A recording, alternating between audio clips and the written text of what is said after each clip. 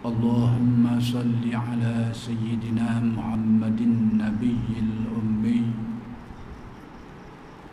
wa ala alihi wa sahbihi wa sallim. Rabbi shrah li sadri wa yassir li amri. Alhamdulillah wa syukru lillah.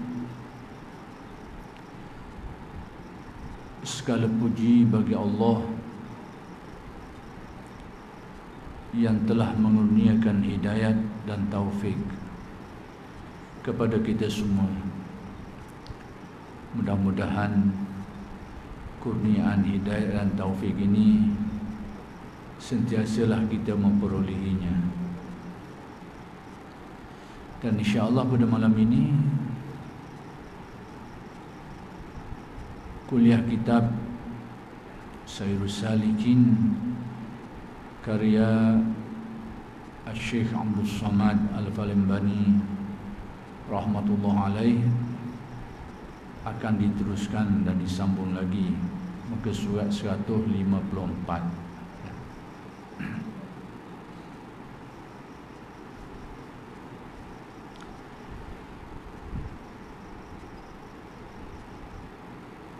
Dan ketiganya maksud ketiga atas sikit.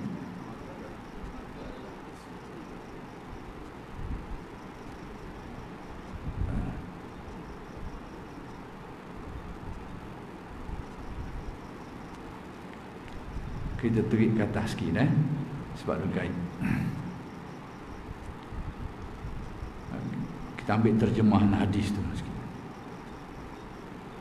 Maksud hadis artinya, tiada menutup Allah Ta'ala atas hambanya di dalam dunia akan dosanya itu, melainkan menutup ia akan dia oleh Allah Ta'ala atasnya di dalam akhirat. Yang ni nak diberitahu antara dasar yang membenarkan kita ni rasa suka hati bila amalan kita, amalan kebaikan kita orang tengok. Jadi bila kita buat baik ada orang tengok, kita boleh rasa suka hati. Tapi suka hati kita tu atas dasar apa?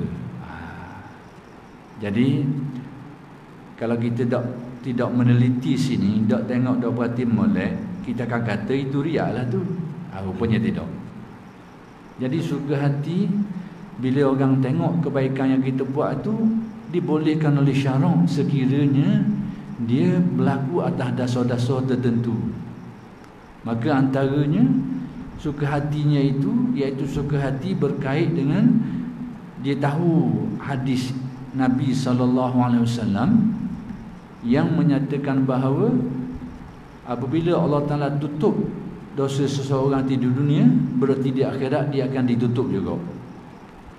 Jadi bila seseorang tu buat baik lalu orang tengok, berarti Allah Ta'ala telah menutup keaiban dia dan memperlihatkan kebaikan dia tu. Jadi bila berlaku gitu, dia suka hati. Suka hati apa? Atas dasar Allah Ta'ala beritahu orang yang gini keadaannya, nanti di akhirat akan ditutup keaibannya pula. Jadi dia suka hati atas dasar tu, bukan atas dasar orang tengok. Kalau dia suka hati atas dasar orang tengok, itu memang riak lah. Sekarang dia suka hati atas dasar dia telah diberi kelebihan tu. Kelebihan apa? Allah Ta'ala tutup keaiban dia dan perlihatkan kebaikan dia tu, sehingga orang boleh tengok. Jadi kalau gini, artinya apa? Atas apa yang disebut oleh Allah dalam hadis, di akhirat nanti pun dosa dia akan ditutup oleh Allah. Jadi dia suka atas dasar tu. Berarti tidak salah kita rasa suka bila kebaikan yang kita buat tu diketahui orang, asalkan kegembiraan kita tu atas dasar-dasar yang dikehendaki seperti yang disebut dalam kitab ni lah. Maka adalah sukanya pada yang pertama itu akan Allah Ta'ala yang menganugerahi akan dia taufik di dalam berbuat ibadat. Pertama sekali, bila orang tengok dia buat kebaikan dan orang tengok dia suka atas dasar dia telah mendapat taufik Allah. Allah Ta'ala telah beri taufik ke dia sehingga boleh buat ibadat. Jadi atas dasar tu dia boleh rasa suka atas kebajikan yang dia buat dan dilihat oleh orang lain. Dan menerima ia akan ibadatnya itu di dalam dunia.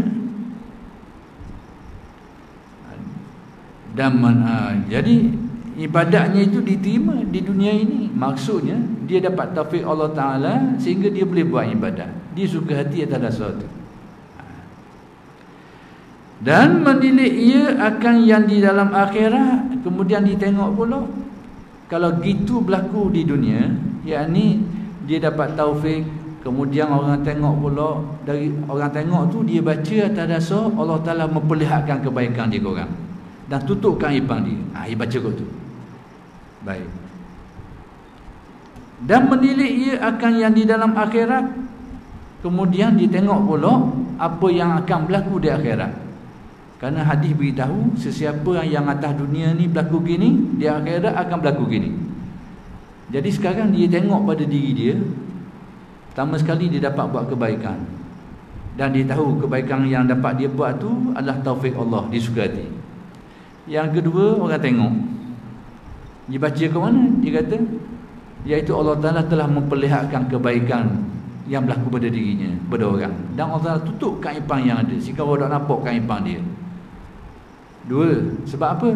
Sebab dia kata kalau gini, kalau seperti ini berlaku di dunia, maka dijanjikan Allah di akhirat, maka dia akan ditutup kesalahan, keaiban dia di akhirat nanti, dan dia suka hati atas dasar tu. Jadi kalau kita tak mengaji kitab seperti ini, kita tak nampak buah tu. Kita tak nampak, kita akan mengambil sikap yang umum je lah. Iaitu bila kita suka hati, bila orang tengok amalan kita, kita akan baca tu riak lah. Boleh jadi riak, tapi boleh jadi tidak riak. Kalau kita faham, kita tahu dua-dua tu ada kemungkinan berlaku. Riak pun boleh jadi, tak riak pun boleh jadi.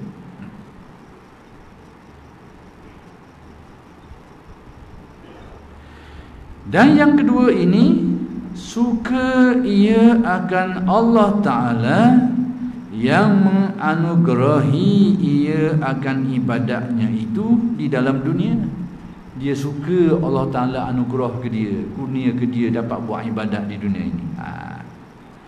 Dan suka pula ia akan Allah Ta'ala yang menerima ia akan ibadatnya itu di dalam akhirat. Demikian juga dia suka hati Allah Ta'ala terima ibadahnya di akhirat nanti. Atas dunia dia dapat taufik dah, Allah Ta'ala anugerah dah ke dia sehingga dapat buat ibadah. Satu hal dah. Di akhirat nanti pula ibadahnya insya-Allah diterima oleh Allah. Dia suka hati selagi. Jadi sekiranya dia berasa suka hati dalam kisah seperti ini atas dasar-dasar seperti yang disebutkan tadi itu, maka itu diharuskan oleh syara', bukan satu bentuk riya. Dengan memberi pahala, dengan memberi ia akan pahalanya itu, yakni di akhirat nanti Allah Ta'ala akan beri pahala dan dia suka hati atas perkara itu. Baik, dan ketiga, suka ia tetap kala dilihatkan oleh Allah Ta'ala akan ibadatnya itu kepada manusia, supaya mengikut manusia yang melihat akan ibadatnya itu akan dia di dalam berbuat ibadat. Apa artinya? Salah satu bentuk yang mengharuskan dia untuk berasa suka supaya ibadat dan kebaikan dia itu dilihat oleh orang. Dia suka hati, suka nak supaya ibadat dia dilihat. Kalau kita semata-mata suka ibadat kita ni nak orang tengok, kita nak orang tengok, sekadar-sekadar tu saja, memang riak lah tu. Tapi ternyata ulama kita menjelaskan ada beberapa perkara yang mana kalau kita suka supaya ibadah kita, kebaikan kita orang tengok, ada benda yang tak jadi riak. Hak guna yang tak jadi riak antaranya ini, iaitu kita suka supaya ibadah kita, kebaikan kita dilihat oleh orang atas dasar dia akan ikut kita buat itu. Kalau sekadar kita suka hati dia tengok kita, dia puji kita, memang riak. Tapi kalau kita suka hati atas dasar supaya dia ikut sekali, dia sama-sama ikut kita buat kebaikan juga, terkeluarlah daripada riak. Jadi benda dekat sangat je. Tapi kalau tak mengaji tak nampak lah benda ni.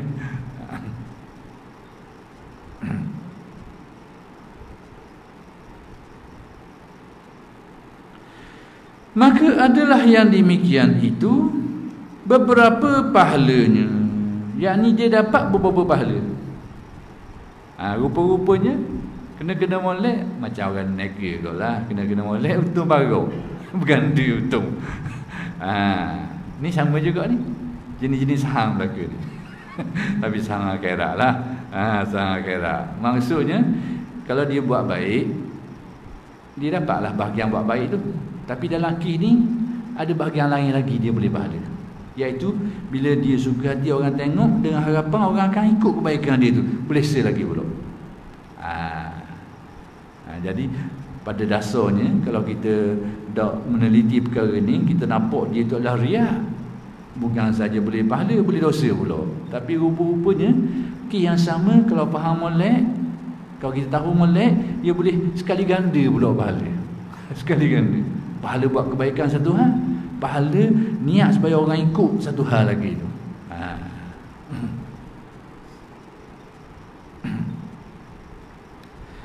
Seperti kata Imam Al-Ghazali rahimahullahu ta'ala, wa man iqtada bihi fi ta'atin falahu ajru a'malil muqtadina bihi min ghairi an yanqusa min ajrihi syai'un. Artinya, dan barang siapa diikut dengan dia oleh manusia di dalam berbuat taat, yakni kalau dia buat kebaikan, dia buat ketaatan, kemudian ada orang ikut dia, kebaikan yang dia buat tu orang ikut, maka adalah baginya pahalanya. Pertama sekali, dia dapat pahala atas kebaikan yang dia buat. Itu satu hal dah tu. Seperti pahala orang yang mengikut dengan dia di dalam berbuat ibadah itu. Yang kedua, dia dapat juga pahala orang yang ikut dia tu, seumpama. Bukan pahala orang ikut boleh dia, orang tu jadi kosong. Bukan gitu. Maksud seumpama. Dia dapat pahala atas apa yang dia buat satu hal. Yang kedua, seumpama, senilai dengan pahala orang yang ikut dia tu juga. Jadi hak dia buat tu sekarang dah, tambah lagi pahala orang ikut pula tu, yang ni seumpama orang ikut. Sebab itu ulama-ulama kita diajar benda ni tidak disebut secara jelas di dalam hadis. Maka sebab itu membuka ruang kepada ijtihad alim ulama. Pertama sekali tentang kita melakukan kebaikan dan kita hadiahkan pahalanya kepada si mati. Ini majoriti alim ulama kata siapa? Majoriti. Ada juga orang kata tak siapa, tapi majoritinya alim ulama termasuk Syekh Ibn Taimiyah sendiri mengatakan bahawa siapa kepada si mati. Apa-apa kebaikan yang kita buat, yang kita niat, baik yang kita niatkan. Jadi niat itu guna. Jadi oleh kerana benda ini tidak dijelaskan secara detail dalam hadis Nabi, maka ulama dengan kealiman menjelaskan kepada kita. Jadi cara dia bila kita buat satu kebaikan, kita niat seumpama pahala amalan tu. Jadi kita pun boleh si mati yang kita niat pun sabar ke dia. Dengan erti segolongan ulama ni faham, kalau kita buat kebaikan, kita niat kepada si mati, sabar ke dia kita tak boleh. Pada kita ni boleh dari segi tolong dia je buat kebaikan. Maka ulama ajar kita dengan kepahaman mereka itu, disuruh supaya kita buat kebaikan, kita niat seumpama pahalanya, seumpama, supaya disampaikan kepada si mati, seumpamanya. Jadi pahala kalau kita buat tu boleh kita dah tu, tapi seumpama itu juga diharapkan sampai kepada si mati.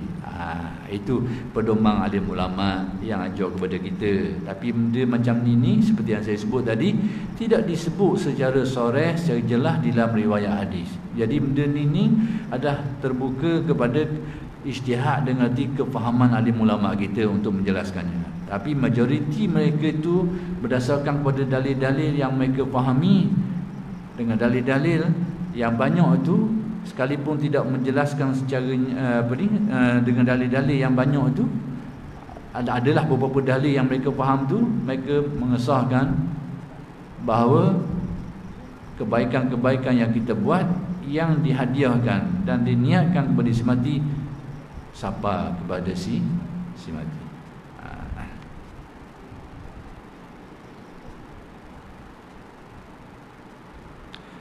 Ada satu cerita, benda ni berlaku di Sumatera kalau tak silap ingatan saya lah. Ada seseorang tu dia terpengaruh dengan faham kaum muda sikit. Pada dia, orang mati tu selesai, tak ada apa-apa dah, tak ada benda dah boleh sabar ke dia. Jadi kita beginilah, oleh kerana tadi yang mengatakan pahala kebaikan yang dibuat, yang diniatkan kepada si mati itu sabar kepada si mati, itu pendapat majoriti ulama. Bila sebut majoriti, ada juga yang berpendapat tak sabar, ada jugalah, tapi majoritinya kata sabar. Artinya apa? Artinya masalah ini masalah khilaf di kalangan alim ulama. Bila masalah seperti ini menjadi khilaf di antara alim ulama, maka kita ni tak boleh nak bergerah sangatlah. Kita peganglah pendapat yang kita belajar, yang kita rasa senang hati kita, yang kita belajar detail sikit, yang kita tahu pendapat dan dalilnya, rujukannya, sandarannya, dan kita rasa cenderung hati nak pegang, kita peganglah. Tapi janganlah menyalahkan yang lain lagi. Jangan menyalahkan yang lain. Dia nak, asalkan ada pendapat awak kata gitu tu, dia nak pegang ada dia lah. Tapi masalah sikit ni pada kelompok-kelompok kaum muda ni, dia pegang satu pendapat tu, dia tolak habis orang lain, dia kenyek orang lain. Ada penyakit dia. Kalau dia pegang satu pendapat, lepas tu dalam masa yang sama orang yang tak mau pegang, silakanlah, tak ada masalah apalah. Tapi geng ni kelompok kelompok kaum muda ni hidup gitu. Dia pegang sependapat, lain dia anggap tak ada sunnah dah, tidak sunnah lagi dah. Dibid'ahkan. Bila tidak sunnah, dianggap bid'ah lah. Bid'ah pendapat yang tertolak dari nak terima, ada penyakit. Kalau nak pegang pendapat tu saja, silalah, tak ada masalah apa. Tapi penyakit dia menyalahkan pendapat-pendapat lain yang tidak sealiran dan sependapat dengannya. Jadi berlaku nak ceritanya, berlaku di Sumatera, kalau tak silap ingatan saya, keluarga dia meninggal. Jadi dia berpegang pada pendapat, tak sabar dah tahlil-tahlil ni, kebaikan-kebaikan yang dibuat ni, tak sabar dah ke si mati. Dia pegang pendapat tu, nak pegang gitu lah, sila lah, tak ada masalah apa. Tapi di kampung dia tu ada orang yang pegang pendapat yang lain daripada tu, yang ni sabar kepada si mati. Jadi mungkin dia berkerah menggali tambah pada dia tak sabar dan sebagainya. Jadi mungkin orang kampung ni pun cerdik juga. Orang kampung ni cerdik juga. Dia kata kalau gitu, jadi orang kampung ni mungkin dari aspek, dari segi nak ni lebih kepada nak memahamkan isu ni lah. Jadi orang kampung berdoa duduk kaya keluarga yang meninggal tu. Dia marah. Apa mudah uduh-uduh. Kawan ni kata, tadi mu kata tak sabar dah. Ni apa marah pula. Kalau mu rasa tak sabar pun dia sudah. Tak sabar dah. Rupanya marah juga. Nampak. Ni kita tak ampuhnya. Diam-diam je, takut juga rupanya. Kalau mu kata tak sabar dah doa, niat ada apa-apa saja daripada si hidup daripada si mati ni memang apa? Takut apa? Ni bila orang doa uduh-uduh ke keluarga si mati dia tu, dia marah, dia memang. Berarti dalam hati, jauh dalam lubuk hati tu berasa juga. Jadi itu kita kena, dalam perkara-perkara seperti ini kita kena cermat dan kena luah pandangan sikitlah. Kita tak boleh pakai pendapat orang pun, kita rasa ada pendapat diri, pakailah, tak ada masalah. Tapi jangan duk kenyek pendapat orang. Ini duk kenyek, bila kenyek pendapat orang, membidangkan orang, jadi baloh. Jadi baloh, jadi itu, jadi ini. Ini masalah timbul pada aliran kaum muda hari ni. Dulu aliran kaum muda ni berlaku pada orang-orang yang mengaji cara moden je. Hari ni mengaji pondok pun ada juga pesen ni lah ni. Mengaji pondok pun ada juga pesen akal kaum muda ni. Dan dia pegang gitu, hak lain sebab betul. Ni sama je sebenarnya. Orang panggil Wahabi pondok hari ni.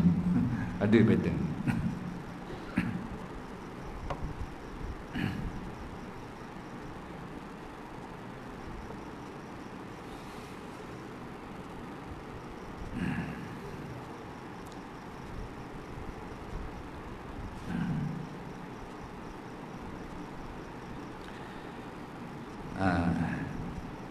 Seperti pahala orang yang mengikut dengan dia di dalam berbuat ibadat itu.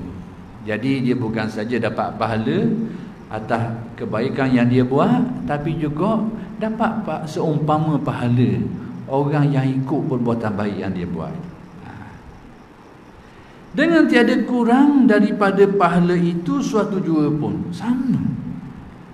Maksudnya kalau orang lain yang ikut dia tu dapat pahala banyak tu, seperti itu jugalah, tak kurang sikit. Berarti dia dapat berganda. Jadi ada sebenarnya apa yang disebut oleh Imam Ghazali ni ada hadis Nabi. Cuma kalam tadi tu kalam Imam Ghazali.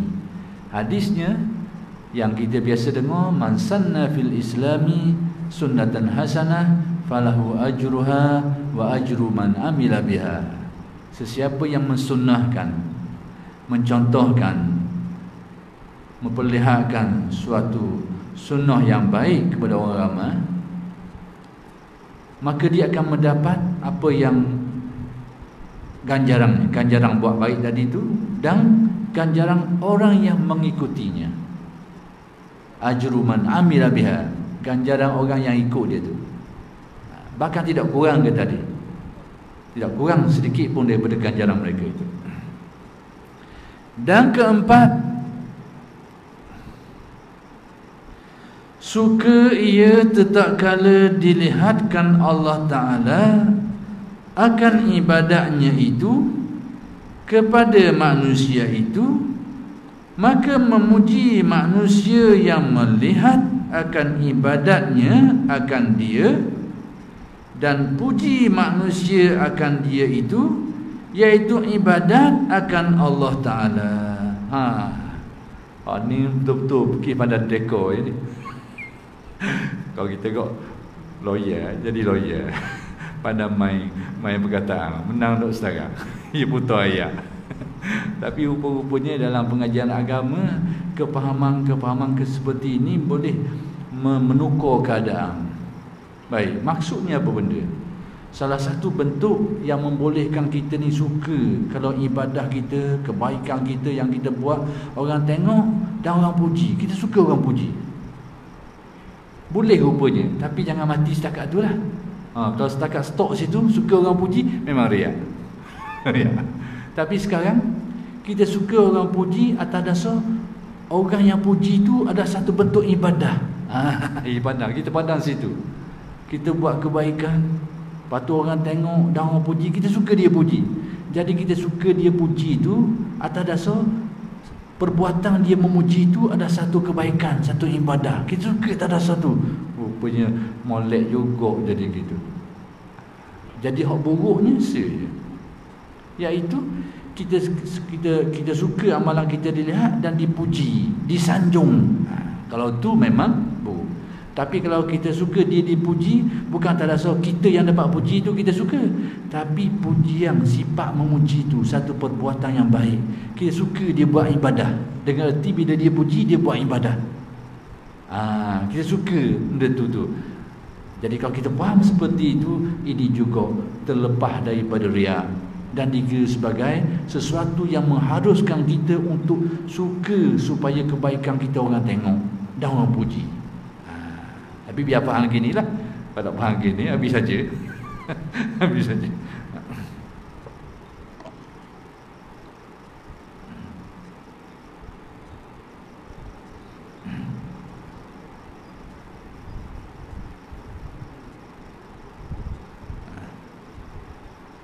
Iaitu ibadah akan Allah Ta'ala.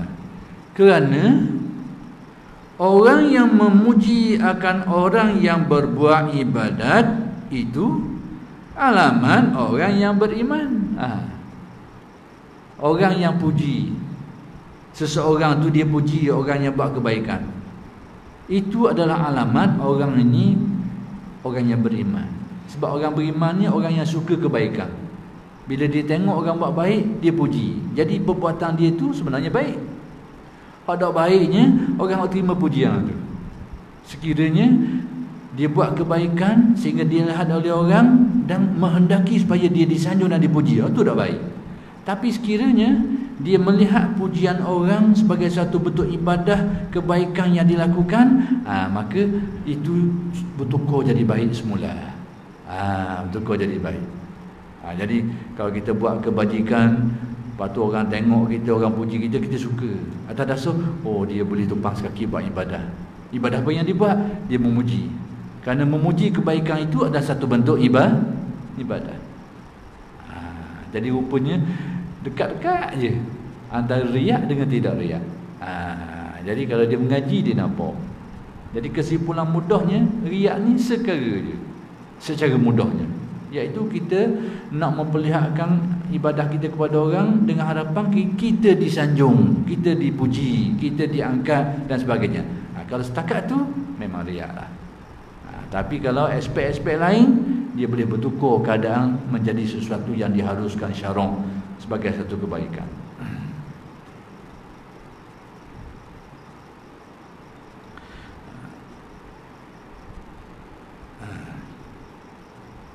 Baik.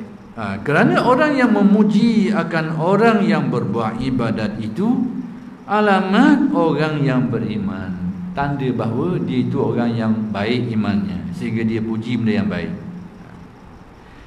Dan alamat orang yang kasih akan orang yang berbuat ibadah, itu tanda dia kasih kepada orang buat ibadah. Bila dia puji orang buat ibadah. Jadi kasih kepada orang buat baik ni satu kebaikan.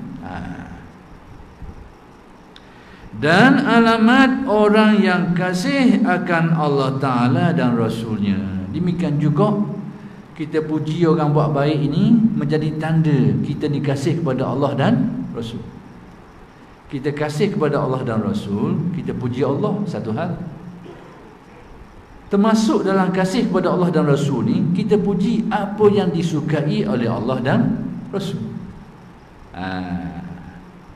Kita suka ke orang, satu hal. Termasuk kita suka ke orang, kita suka hak dia suka. Termasuk juga tu. Kita suka hak dia suka. Termasuk juga. Dan sekiranya disukai akan orang yang demikian itu, yang ni memang sepatutnya lah kita suka kepada orang yang buat ibadat. Dan jangan disukakan orang yang memuji akan dia itu. Jangan. Jadi sekiranya disukai akan orang yang demikian itu, dan jangan disukakan orang yang memuji akan dia itu dengan sebab jadi kemegahan dirinya. Janganlah dia suka kepada orang puji itu atas dasar menjadi kemegahan bagi dirinya. Itu je buruk. Tapi kalau dia suka orang puji dia atas dasar perbuatan memuji itu sebagai satu kebaikan, sebagai satu ibadah, dan dia puji kita berarti dia buat ibadah, kita suka atas dasar tu, molek. Ada molek saja. Kita suka pujian orang atas dasar kita memperolehi kemegahan dengan pujian itu. Itu je ada molek. Adapun suka di dalam berbuat ibadat yang dicela oleh syarak. Ni. Kita suka dalam bab buat ibadat ni, tapi suka tu suka yang dicela oleh syarak, suka yang tak molek. Iaitu bahawa suka ia tetap kala dilihat oleh manusia akan ibadatnya itu kerana ia dapat kemegahan. Hak tu je ada molek. Dia buat ibadat dan dia suka orang tengok. Tapi suka dia tu atas dasar apa? Dia dapat kemegahan. Maksudnya dia dapat kedudukan pada pandangan orang. Orang tengok dia, orang akan puji dia, dan dia suka bila dia ni dipuji dan mendapat kemegahan pada pandangan orang. Tu je hak dak molek. Yang dapat kemegahan di dalam hati manusia hingga memuji manusia akan dia. Jadi orang puji dia ni berarti orang tu memandang dia tinggi dan dia suka orang pandang dia tinggi. Tu ada molek. Bahagian ada molek dia.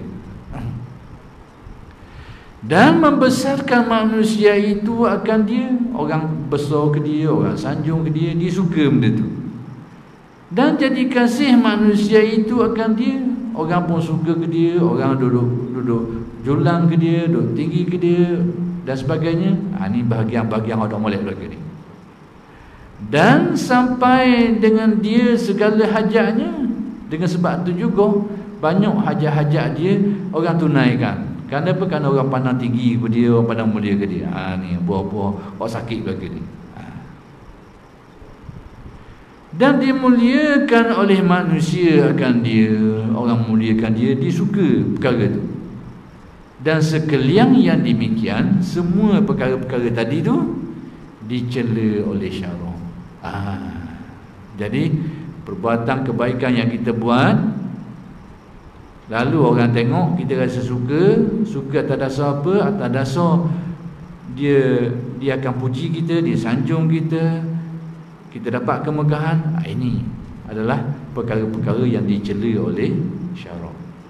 Jadi semata-mata kita suka orang puji kita itu belum tentu dicela oleh syarak, belum tentu menjadi riak. Tengok atas kedudukan mana kita rasa suka tadi itu. Boleh jadi riak, boleh jadi tidak riak, boleh jadi baik pada syarak, boleh jadi buruk pada syarak. Dan sekalian yang demikian dicela oleh syarak, lagi haram membatalkan pahala ibadatnya itu.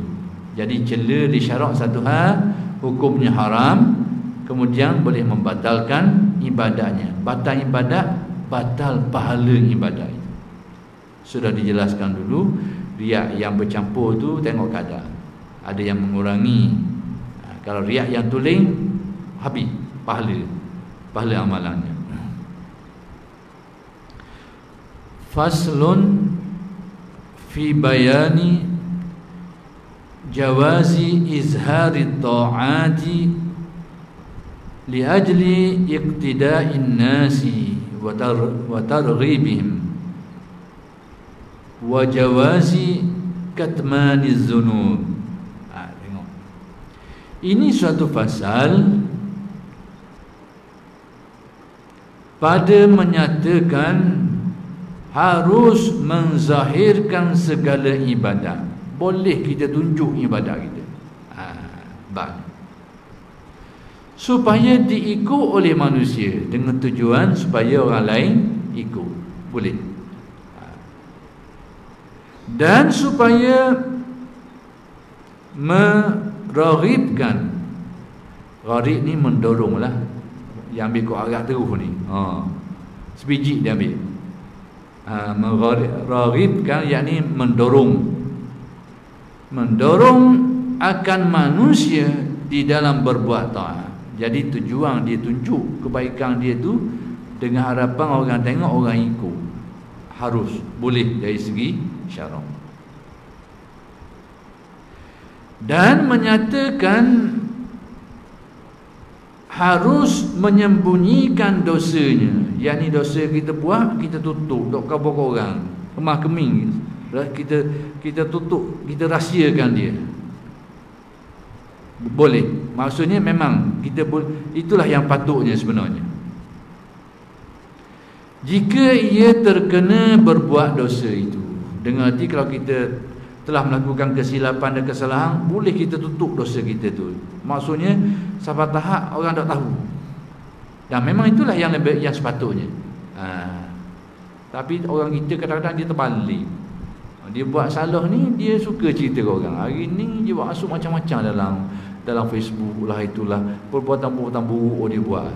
Dia masuk lagi. Itu adalah dasar yang silap. Dia buat salah satu hal, cerita ke orang satu hal, berganda dari segi salah.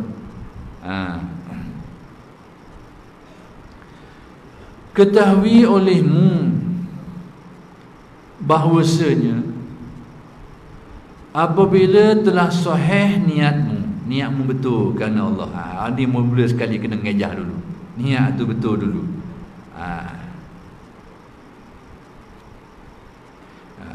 Telah sahih niatmu di dalam berbuat ibadat, dan telah sahih ikhlasmu, betul niat, betul ikhlas dalam buat ibadat. Betul situ dulu.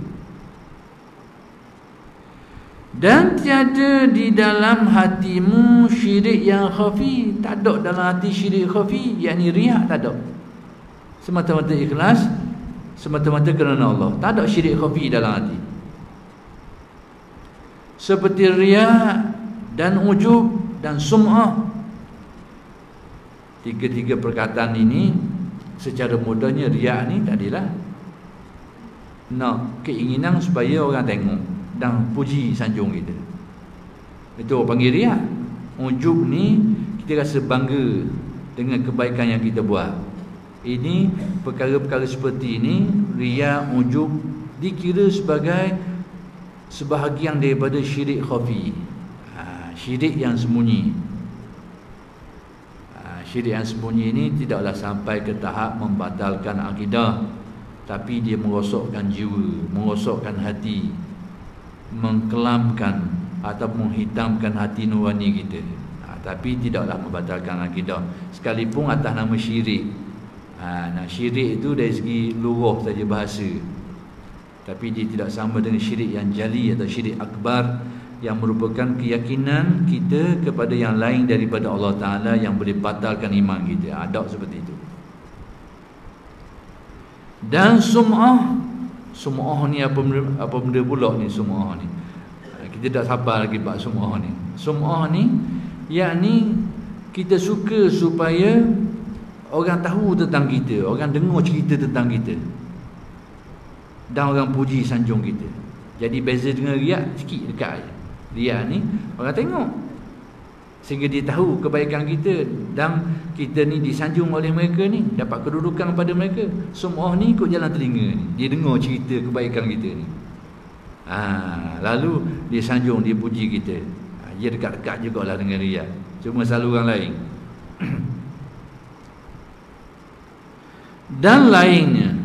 Jadi ada lagi perkara-perkara lain yang dinamakan syirik khafi, sembunyi. Sebab apa? Sebab dia tu duduk dalam hati kita.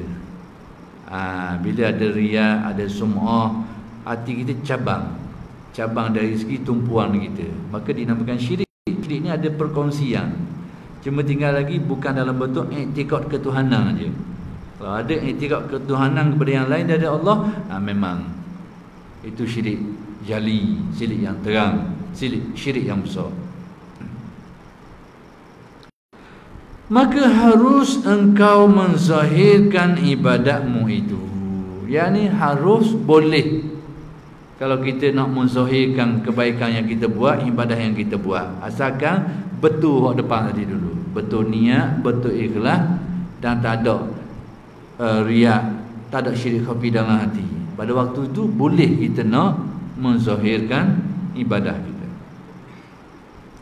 supaya diikut oleh manusia akan ibadatmu itu. Tujuannya supaya orang ikut kebaikan yang kita buat, supaya orang ikut ibadah yang kita buat. Jadi semata-mata memperlihatkan kebaikan kepada orang belum tentu lagi jadi riya. Belum tentu lagi. Ada perkaranya kita dibolehkan untuk memperlihatkannya, tapi dengan syarat-syarat tadilah.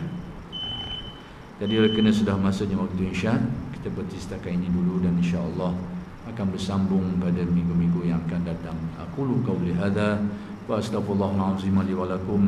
Assalamualaikum warahmatullahi wabarakatuh.